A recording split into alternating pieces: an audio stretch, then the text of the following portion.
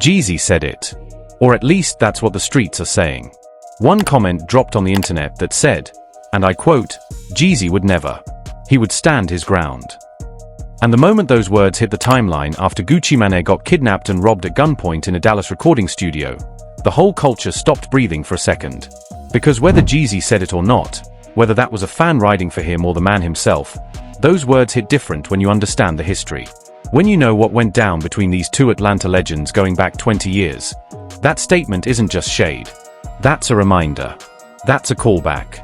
That's somebody pointing at a wound that never fully healed. And today, we're ripping that bandage all the way off. Because this ain't just about Pooh Shiesty forcing Gucci Mane to sign contract papers at gunpoint. This ain't just about Big 30 blocking the studio door while a man nearly got choked to death in Dallas. This is about Gucci Mane, the same man who built a legacy off surviving robberies, getting caught slipping by his own artist. And the moment it happened, one name came flying out of everybody's mouth like muscle memory: Jeezy. You'll need to hear this because when you connect the dots, the 2005 robbery, the murder charge, the diss tracks, the versus battle, and now this, you realize this story has been building for 20 years, and it just hit a brand new chapter. Let's get into it. To understand why the internet immediately dragged Jeezy's name into the 2026 Dallas situation, we need to go back to where this all started. We're talking early 2000s Atlanta. The trap music era was being born in real time, and two men were right at the center of it: Radrick Davis, known as Gucci Mane, and Jay Jenkins, known as Young Jeezy. These two weren't always enemies. Fam, these two were actually cool at one point. Jeezy approached Gucci about a collaboration, and the record they made together was called Icy. Gucci was the newcomer. Jeezy was the one with the bigger buzz at that time, signed to Def Jam with his debut album on the way. Let's get it, Thug Motivation 101. Jeezy's whole vision was that Icy would be the lead single on that album. He treated it like their joint record. He believed they had an understanding. However, Gucci Mane took that same record and used it as the lead single for his own debut album, Trap House, his independent project released on Big Cat Records. And if that wasn't enough, Jeezy says he never saw a single check for it. Not a dollar. The man recorded a song, expected it to launch his major label debut, and watched it get used to launch somebody else's career instead. That's not just a music industry dispute in the streets. That's disrespect. That's violation. Jeezy responded the way Jeezy responds, not with lawyers, but with words that carried weight. On his track Stay Strapped, he dropped a line that wasn't subliminal at all. He basically put a bounty on Gucci's chain. He offered 10 stacks to anyone who could snatch that chain off Gucci's neck if they caught him in their city. Read that back. A bounty on a chain. That's not beef. That's a green light. Gucci heard it. And Gucci fired back with Round 1. Literally titled Round 1 because he knew this was going to be a long war. The foundation was now set. The disrespect was mutual. The threats were public. Two of Atlanta's biggest rising stars had turned a music dispute into something that looked like it was heading somewhere nobody wanted to go. And unfortunately, it did. Now, this is where the story stops being about rap beef and starts being about real-life consequences. Pay attention because this part matters. May 2005, Gucci Mane is at a woman's home. Some reports say a stripper's home, just chilling, when four men break in. They don't come to talk. They come to rob him. They start assaulting him, putting hands on him in this woman's house. Yet Gucci didn't fold. He grabbed his pistol and started shooting. One of those men, a man named Henry Lee Clark III who went by the name Pookie LOC, was hit, and Pookie LOC died from those injuries. His body was later found buried behind Columbia Middle School in Decatur, Georgia. Here's the part that set the culture on fire. Pookie LOC wasn't a random man off the street. He was a signed artist on Jeezy's label, Corporate Thugs Entertainment, CTE, one of Jeezy's own affiliates. And the streets immediately started asking questions. Did Jeezy send those men? Was the robbery connected to the Stay Strapped bounty? Was this retaliation for the Icy situation? Gucci Mane turned himself in to DeKalb County Police on May 19, 2005, just days before his debut album was dropping. He posted bond the same day Trap House released. And from jail, he made a phone call. He said, and these are his words, "I just want to let everyone know I'm not a murderer. I was upset. I was scared a little bit, but I had to do what I had to do. You got to be a man about it. I'm not a bad person. I have remorse for everything that happened. On the other hand, Jeezy came out and said Gucci was trying to turn a bad situation into publicity to sell his record. He denied any connection to the robbery and denied having anything to do with Pooh Shiesty going to that house. The murder charges against Gucci were eventually dropped due to insufficient evidence. An eyewitness corroborated Gucci's self-defense claim. He walked. But the cloud from that night never fully cleared. Because you can drop charges, you cannot drop history. And both of these men knew it. Here's the thing about Gucci and Jeezy's beef that separates it from almost every other rap beef in history. It never fully died. It just went cold for stretches, then flared back up over and over again for 15 years. Gucci spent periods in prison. He caught multiple charges: drug possession, assault, probation violations. By 2014, he was sentenced on federal firearms charges and didn't get out until 2016. Still, even behind bars, the beef didn't disappear. It lived in the music. Every few years, Gucci would drop a line or Jeezy would gesture toward it, and the whole Atlanta streets would get reminded that this thing was still unresolved. And then came 2020, the Versus battle. If you don't know what Versus is, Swiss Beats and Timbaland built this platform during the pandemic where legends would go hit for hit with their catalogs. And somehow they convinced Gucci Mane and Jeezy to do it live in the same room in Atlanta. The culture lost its mind.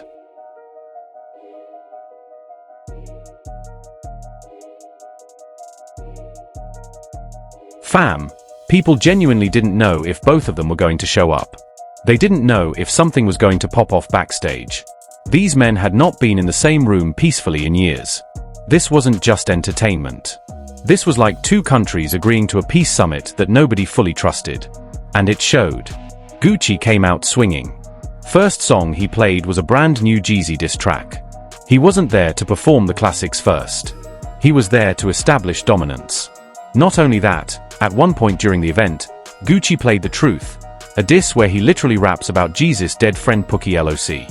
He looked Jeezy dead in the face and played that record in front of millions of people watching online. Jeezy's reaction? He stood up, went to whisper to his manager. The tension was visible. Yet, instead of matching the aggression, Jeezy tried to steer toward reconciliation. He reached out verbally, tried to address it man to man. Gucci told him they agreed to keep it G and proceeded to keep doing Gucci. Later that night, they actually performed Icy together on stage. The crowd went insane. People cried. It felt like a moment. And for a second, it looked like maybe this two-decade war was finally over. But here's what people keep forgetting. A Versus performance doesn't erase a murder charge. A performance doesn't erase a bounty being put on your chain. Two men can perform together and still carry everything that happened between them. Reconciliation on a stage and reconciliation in real life are two very different things. That said, when Gucci got robbed in Dallas in January 2026, Jeezy's name came up within hours. Not because anyone had proof Jeezy was involved, but because the muscle memory of that history is so deep, so embedded in Atlanta rap culture, that anytime Gucci Mane gets caught in a violent situation, people's minds automatically go back to May 2005. And that's not nothing. That's 20 years of unresolved energy still vibrating. Alright, fam. Let's break down the 2026 robbery the way it actually went down, because the details of this one are wild, and you need the full picture. January 10th, 2026. Gucci Mane flies into Dallas, Texas.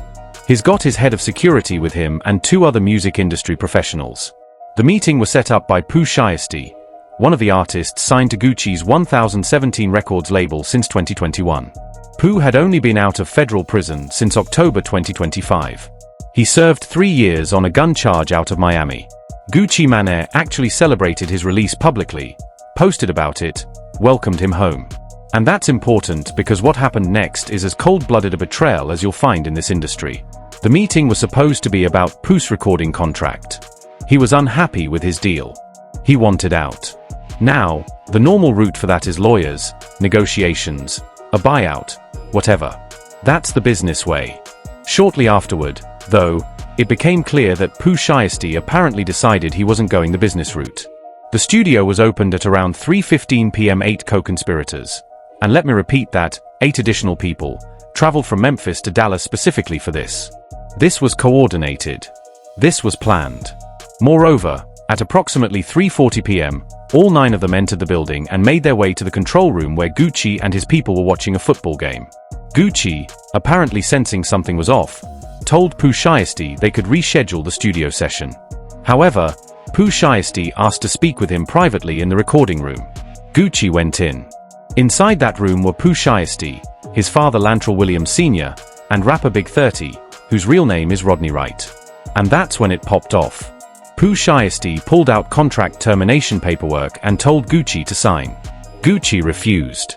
Nevertheless, Pooh Shiesty then reached into a bag and pulled out what prosecutors describe as a black AK-style pistol, pointed it directly at Gucci Mane, and demanded he sign. Gucci signed. Yet they still didn't let him leave. Meanwhile, while this was happening in the recording room, the other 6 suspects outside were pulling guns on the remaining victims. One man had his wallet and jewelry snatched. Another, and this part is brutal, was choked from behind to the point of near unconsciousness. Prosecutors say at one point the victims genuinely believed they were going to be executed. Beyond that, they stole Gucci's wedding ring, his watch, his earrings, his cash. They filmed him on camera signing the papers and verbally releasing Pooh Shiesty from the contract. Pooh's dad reportedly looked at the paperwork and said it needed a date, so they forced Gucci to go back and add a date next to his signature. At approximately 4:48 p.m., the suspects left. The whole thing took barely over an hour. But here's where these guys fumbled the bag worse than any rapper in recent memory. In the hours that followed, multiple suspects were on social media showing off the stolen goods, posting Rolex watches, flashing jewelry. One of them went live wearing a chain prosecutors say was taken from the robbery. They left a digital trail so obvious that federal investigators basically had a gift-wrapped case handed to them. Additionally, Pooh Shiesty's ankle monitor, the one from his home confinement conditions, placed him at the scene. License plate readers tracked their cars from Memphis to Dallas. Furthermore, fingerprints on red plastic cups inside the studio tied multiple suspects to the location. As the investigation continued, the evidence kept stacking up in ways that made this case practically airtight before it even reached a courtroom.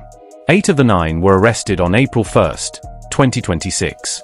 The 9th, Terrence Rogers, was picked up by FBI Atlanta shortly afterward. Every single one of them is now facing federal kidnapping charges. Each defendant faces a maximum sentence of up to life in federal prison. Now, here's where people started connecting the dots in real time.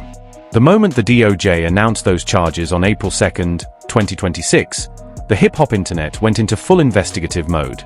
And within minutes, Jeezy's name was already in the comments. Not because of anything Jeezy did in 2026, but because of everything that happened in 2005. Shortly afterward, 50 Cent was one of the first major names to speak on it publicly, posting about the situation and directly referencing the Pookie LOC shooting from 20 years ago. The G-Unit General basically reminded everybody that Gucci has been in situations like this before and that Atlanta keeps doing Atlanta things. Moreover, Rick Ross came through with actual nuance which honestly surprised people. Ross said he didn't like it for either side. That Gucci didn't deserve what happened, but that Pooh Shiesty needed to understand you handle business disputes in the business world, not with AKS. That's actually a real point.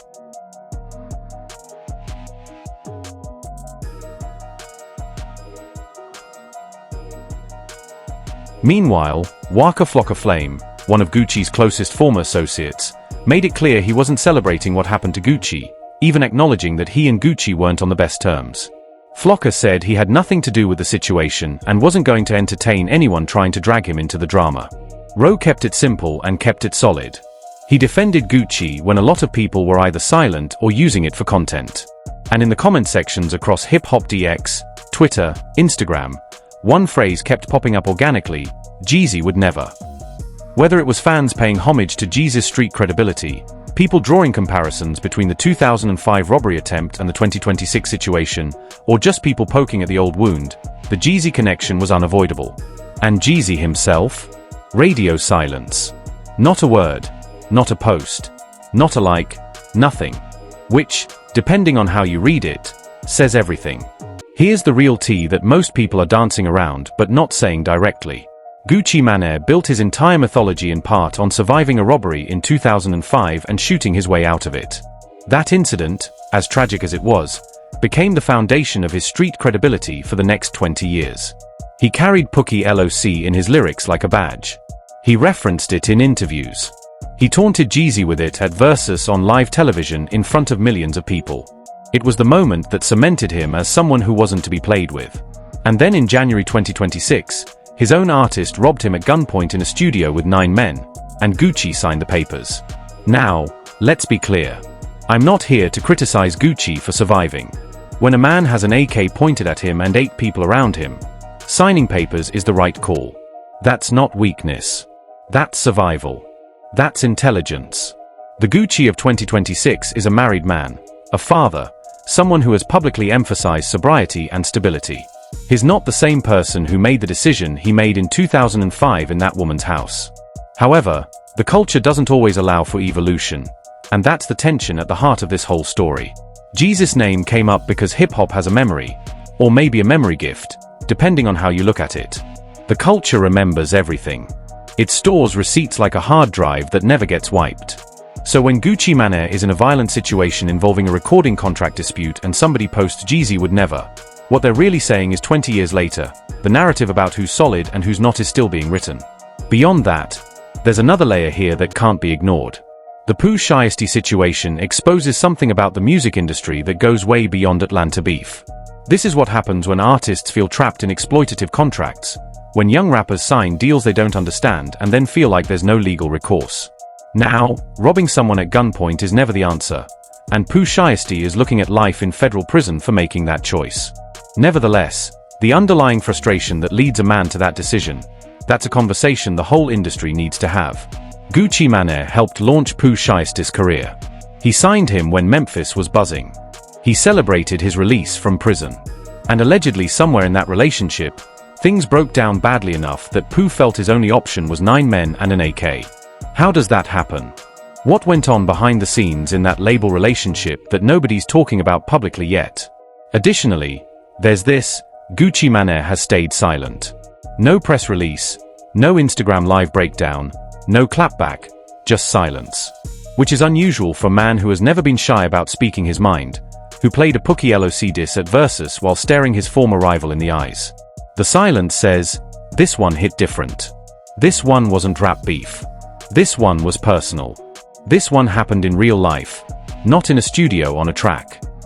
In contrast, Jeezy, who built 20 years of reputation as someone who stands his ground, who never folded, who let the music and the streets do the talking, his silence in 2026 is equally loud because he doesn't need to say anything. The history speaks for itself. The comparison was always going to be made. The moment Gucci got robbed, the internet's muscle memory did what it always does. It went back to 2005. That's the real legacy of this beef. It's not just Gucci versus Jeezy. It's not just 1017 versus CTE. It's a 20-year story about what happens when money, pride, and loyalty get tangled together in a city where the stakes are always real. Furthermore, here's what I want you to sit with before you go. The most dangerous thing in hip-hop isn't a diss track. It's not a versus battle. It's not even a feud that lasts 15 years. The most dangerous thing is when someone who built their image around being untouchable gets touched. Because that doesn't just affect one person's reputation.